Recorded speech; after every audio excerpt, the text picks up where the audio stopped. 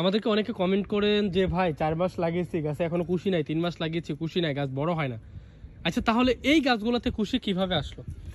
আমরা এই বাগানে আসি জানুয়ারি মাসের 22 তারিখে বাসা থেকে রওনা দেই, 23 তারিখে এসে কাজ শুরু করি এবং এই বাগানে চারা রোপণ করি ফেব্রুয়ারি মাসের 3 তারিখে।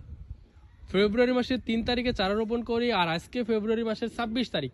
3 থেকে আজকে 26, তার মানে 23 দিন। 23 দিনের মধ্যে দেখেন গাছে আলহামদুলিল্লাহ কুশি কি কত সুন্দর। দেখুন, এগুলার আরেকটা বিশেষত্ব হলো এটা পুরাতন বাগান, তো পুরাতন কুশি, তো পুরাতন ডাল। এই ডালগুলোতে অটোমেটিক কুশি ছোট ছোট থাকে, তবে যখন মাটিতে বসাই দিই তখন এই গাছগুলোতেও প্রচুর পরিমাণে কুশি চলে আসে শুরুতেই।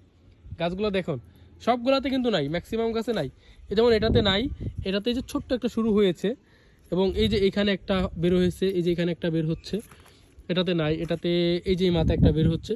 তো সব গাছে কুশি বের হওয়া শুরু করছে। তার বিশেষত্ব হলো এই গাছে আমরা জৈব সার দিয়েছি, পর্যাপ্ত পরিমাণ সার দিয়েছি এবং গাছটা লাগানোর পর পানি দিয়ে দিছি এবং নিয়মিত পানি দিচ্ছে। বাগানে দেখেন এখনও কিন্তু পানি রয়েছে।